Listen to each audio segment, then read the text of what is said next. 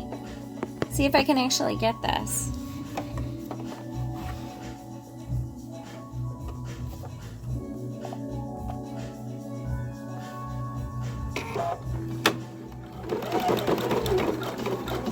People wonder how much work goes into these. A ton. An absolute ton. This is just putting on the tri-glide. And I'm doing a box stitch.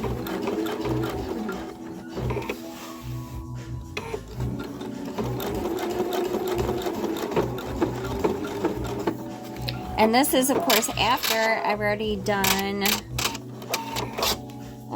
made a sheath out of the material, put the webbing through it. And now that the tri-glide is on, I'm going to put on the female end, thread it through.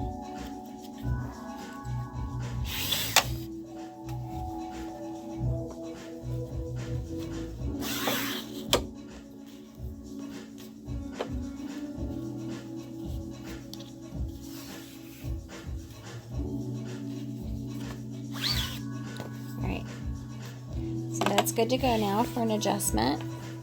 And now throw on the D-ring,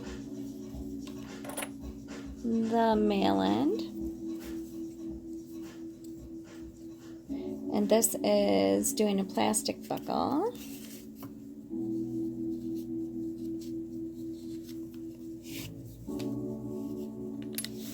So I'll box stitch around the first part here before I get to where the D-ring goes in.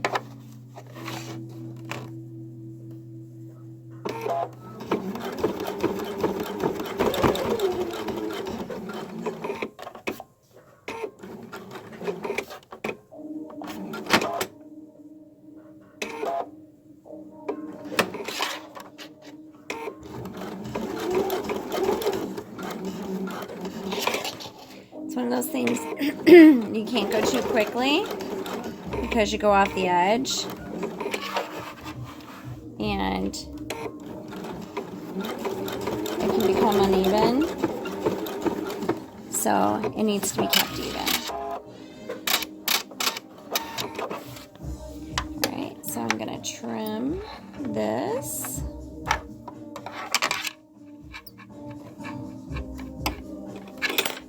And now, do you see where the D-ring is? See how it just floats? I want to lock that in there. So, I'll make another little chamber over here for it. Another box stitch.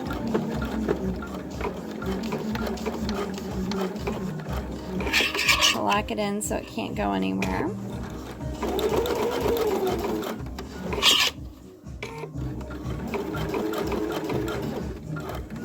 So basically, to do this, I've had to cut the material into a precise strip, particular size to go over the webbing.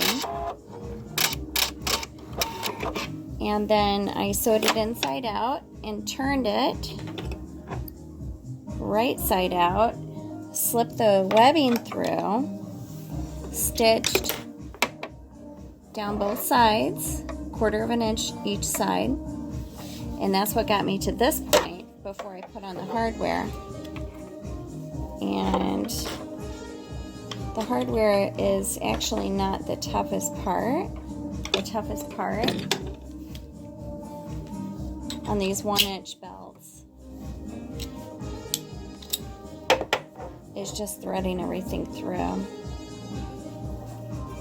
So, crowning joy. Gotta put the logo on, and yes, I am wearing my readers because this is tough on the eyes. And I'm getting older. One of those things, right? Right, for this I generally pull my foot off. There is a button foot, and I do have a button foot, but I choose not to use it.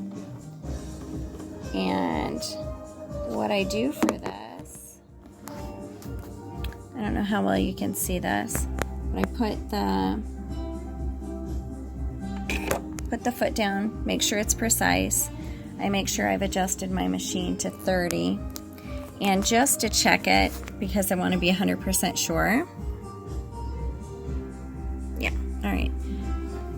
I make sure the swing is good. And as long as it looks like it's gonna clear it, then I'm good. But then, here I'm gonna tuck this under my chin because this part I like to hold on as well.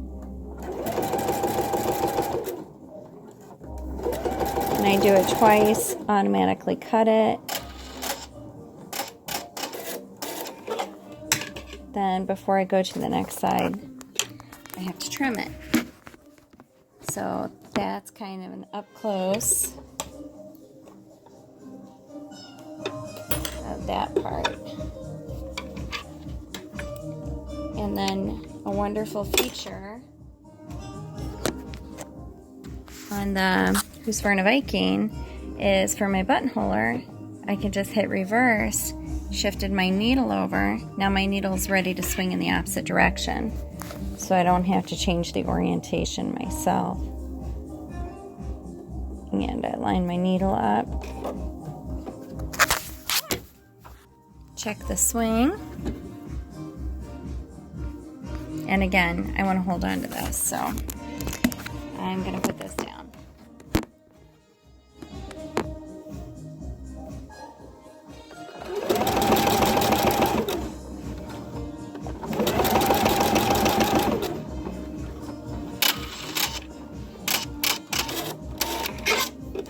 Alright, so now I'm going to trim this part.